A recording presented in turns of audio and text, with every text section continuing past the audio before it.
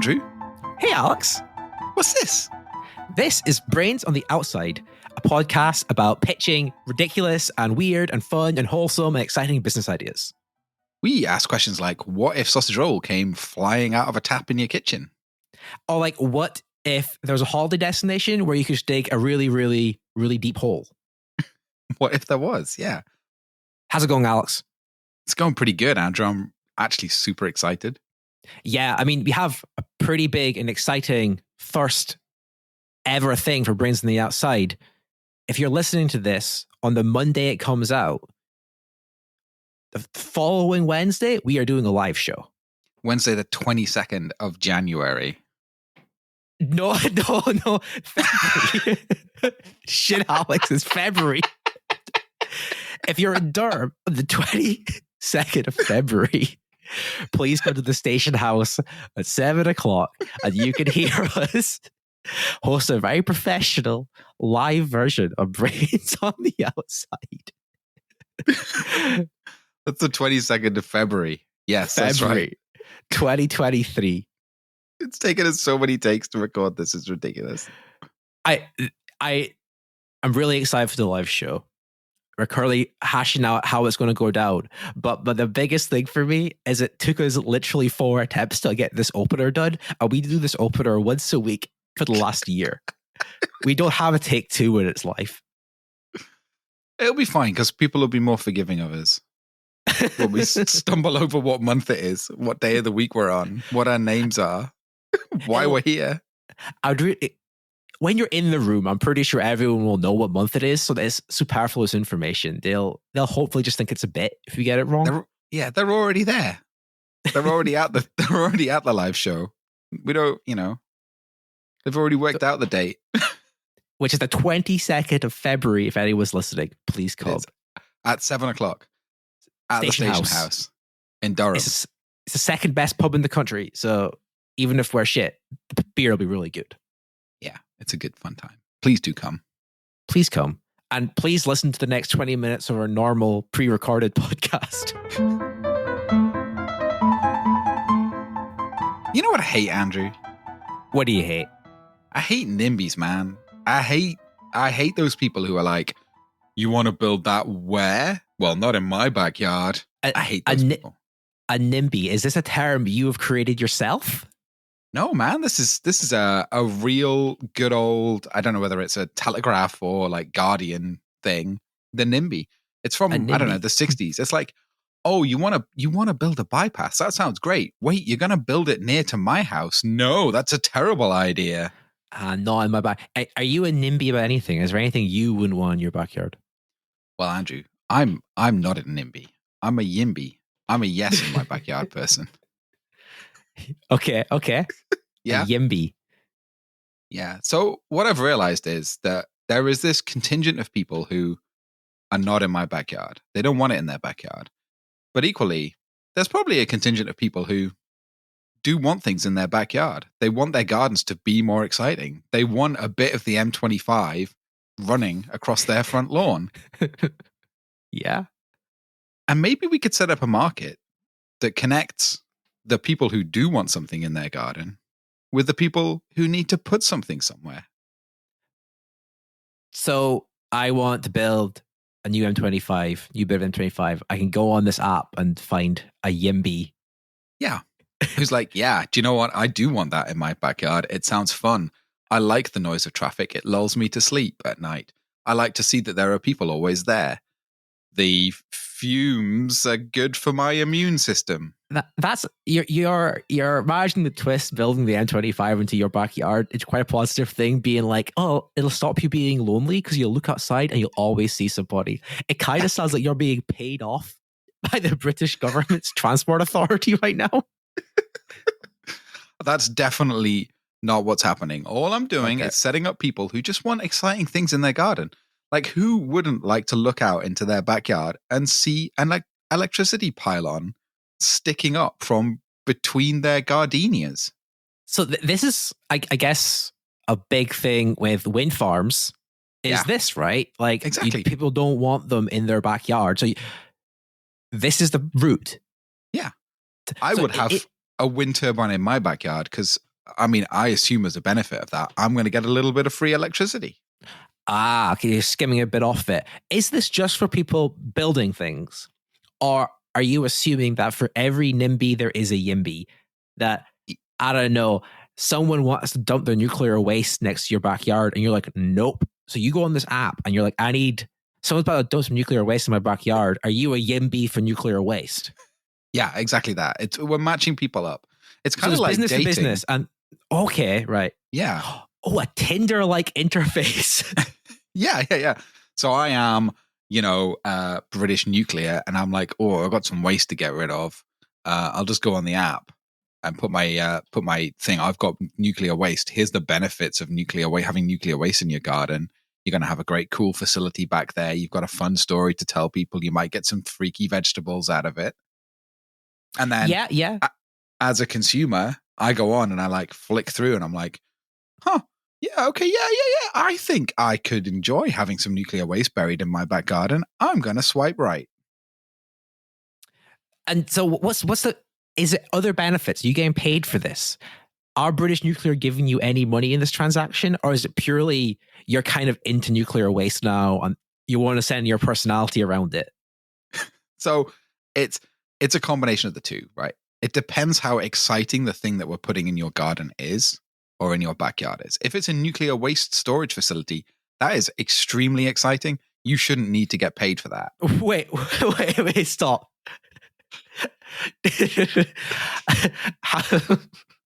How much market research have you done here? Do you believe there's enough people in the country to accept nuclear waste for free that the problem will solve itself? How much market research have you done to say that there isn't someone? Okay, you got me there. Yeah. Wouldn't you like to have a nuclear waste storage facility in your backyard? Okay, so when you said exciting things you wouldn't get paid for and boring things you might get paid for, I thought you'd get paid for the nuclear waste. But if like Alton Towers wanted to open a new roller coaster and they needed to put one of the legs of the roller coaster somewhere and that needed to go in your backyard, maybe that would be free. It'd be really cool to have a bit of a roller coaster in your backyard. But you're saying no, that stuff you get paid for, the nuclear waste. That's free. Yeah, because that's exciting. You can go and show people it. If you've just got a big metal structure in the garden, that's not that exciting. There's no benefits to that. It's just a big metal leg. The fact there's a roller coaster on the other end of it doesn't really make any difference, to be honest, to you. It's just in your garden, a great big steel metal leg.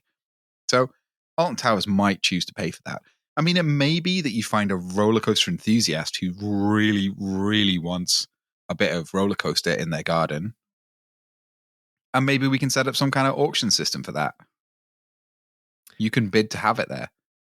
Lowest bidder takes it. Right. Oh, okay. So there's potential maybe I'll get paid.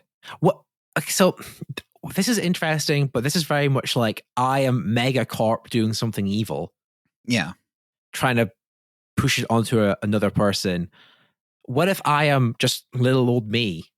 Yeah. And there's something in my backyard I don't want. Can I trade this with you? Or yeah. Okay, so it can be person to person as well. Exactly. I can go on and be like, there's this annoying bird bath in my backyard. Yeah. Exactly. I mean, yeah. The annoying bird bath, you might just want to take that out and throw it away. I guess that's an easy thing to get rid of. But you might have something in your garden that you don't want there because it's dangerous, or it's keeping you awake at night, or it's haunted, or a witch lives in it. Like you might have something like that. And then, it's a free market. So you can go on there and be like, hey, does anybody want this well that this creepy long-haired woman crawls out of every night? I can have it moved to your back garden for free. Do you like creepy long-haired women? I would be very worried to move that well. I feel the potential if this is a witch situation that is haunting this well, you're going to need more than your YIMBY app to fix that, I think. Well, we can help with that, actually. And this is where we make money. So we, as the app producers, make money by helping you to move the thing from your backyard to someone else's backyard in a situation like this. So in a well situation, we actually have a giant apple corer that we use, and we just slide that straight in there, take a core sample of the earth all the way down to the bottom of the well, sloop it out. All the haunted stuff. One core All right of out. it. Yeah, all in one big tube. And then we just dunk it into someone else's garden, slot it in there. We take a core sample out of their garden, we put it into yours, and we swap it over. It's easy. So this is a problem your customers actually face quite a lot then. You've bought the core sampler. You have done this multiple times. Is that what you're saying? Yeah, I mean, I'm not going to lie. It's mostly for the same witch that we're moving between gardens. People like the idea of a witch, but maybe once it's there, you know. That's interesting. So there's a YIMBY to NIMBY pipeline that you're kind of exploiting here. Yeah. How many things has your business actually moved? Is it just this witch 50 times? I mean, we have moved the witch a lot, yes, but there are other things that we've moved as well. And we've also brokered some deals between some big corporations, obviously, and some smaller, some people with backyards. Right. Probably, I'll tell you the most difficult thing that we've moved actually was a Loch Ness monster, which we moved from. Wow. We moved that from Loch Ness, and we moved it into a pond, quite a large pond, obviously, but a pond in a garden in Kent. The Kent monster now. Why did the people in this is what annoys me is when people move into a place and they're like, oh, they move into this fancy building in London and there's a club next door and they start complaining to get the club shut down. And it's like, well, you moved there and the club was there to begin with. So are you saying these people moved to Loch Ness and they were like, I'm pretty bored of this monster now, and you came and moved it? Yeah, I mean, the monster is, it's not the best neighbor. It draws a lot of attention. It brings a lot of people into the garden. They're looking out to the Loch Ness, trying to see the monster. The monster's hiding. There's people trampling all over your flower beds. I'm really impressed that your business handles so much supernatural content. Yeah, I mean, it's not just that. We do the nuclear waste stuff as well. We do pylons. We do some of the more mundane, run-of-the-mill stuff too. We do the motorway stuff. That's obviously a thing. Yeah. Motorways, prisons, solar farms, prisons, all this sort of bureaucratic stuff you don't want there. The day-to-day stuff, yeah. As you said before, wind farms is a huge, wind turbines is a huge thing for us. But there are some huge benefits to having a wind turbine with its huge blades in the garden. You don't need a knife to cut anything anymore. You just hold it up. You get a step ladder with some butter, swings around, gets the butter, and your toast next time. Where does your toast? Yeah, exactly. Yeah. If you need to fling something into space, you can attach it to one of the windmill blades, and then it sort of gets flung into space. You do have to be a little bit careful because the wind farm owners do get slightly annoyed if you start putting big things on the ends of the wind farm the windmill arms that stop them from going around. But you can get away with buttering something or chopping a cabbage. And it's a great party piece as well. You have a dinner party, you're like, oh, I just need to chop this lettuce, and everyone looks at you expecting you to get a knife out of the kitchen drawer, and you walk into the garden and so overall I'm pretty on board with this. I don't want to get haunted by a witch in a well. Although I don't think the Loch Ness monster should have had to move, I can sympathize with the people living next to it. Can I ask you a question, Andrew? What if you what would you yes in my backyard? What would you have in your backyard? I'm actually pretty keen to try out the witch. Everyone is. Yeah, but you have said though that people kind of end up being no to that eventually. I think when spaceships take off, they extinguish it's so much fire. They have huge vents coming out. I think one of those vents. I'll take one of the outputs to those vents. Nice, because then you can use it as a barbecue. You can heat your house with that. It's all sorts of good stuff you can do. Brilliant. Though that is great. I can put myself also in the shoes of a regular business person, I think, and I do see some slight issues. So I might for 2 minutes put my brain on the inside, okay, and try and we try and get just to purely get you ready for when the investors come calling. Okay, right. Most of your clients, Alex, seem to be evil megacorps. Do you feel that you are enabling them to get out of corporate social responsibility by shifting the problem elsewhere? For what, as you said, literally no money. Look, we would never move something into someone's backyard if they didn't actively want it.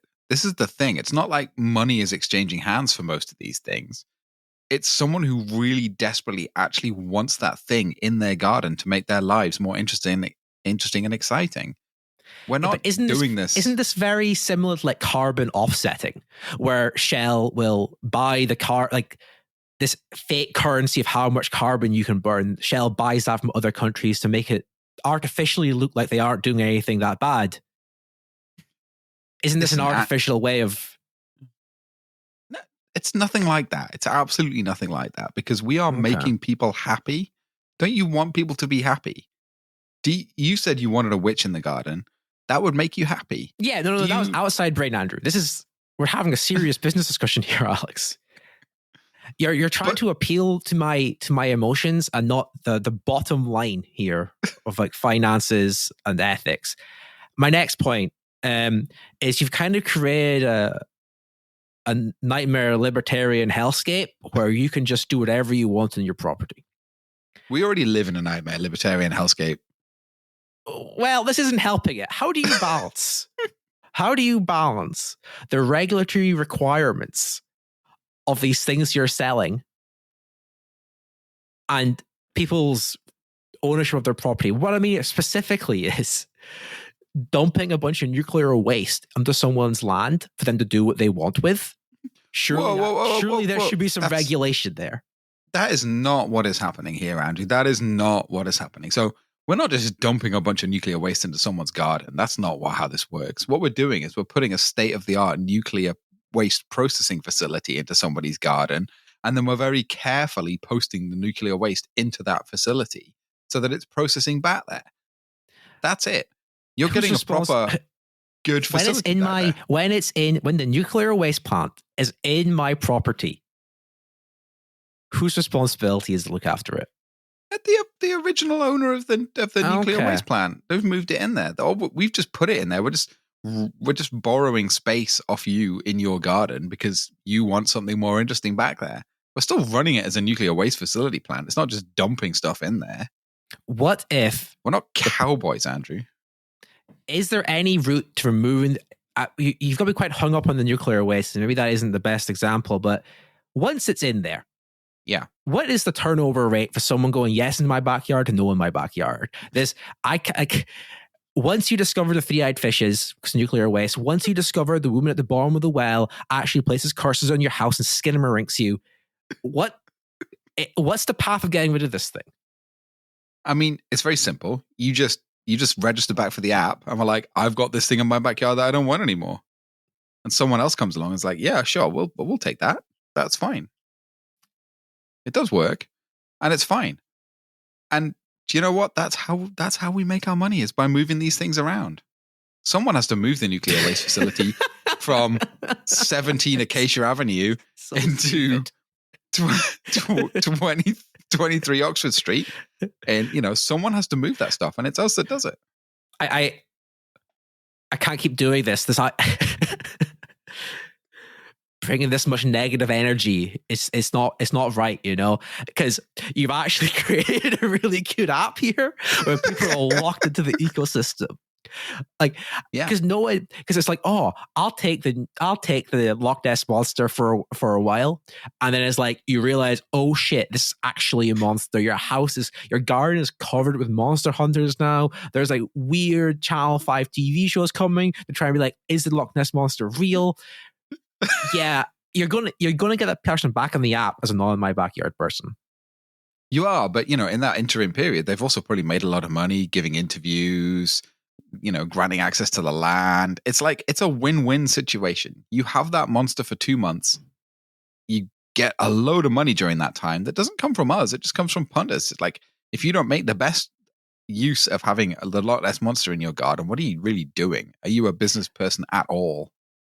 That's a really good way of actually. This is a really interesting way of pivoting this business. It is giving you tools to spin up small to medium enterprises.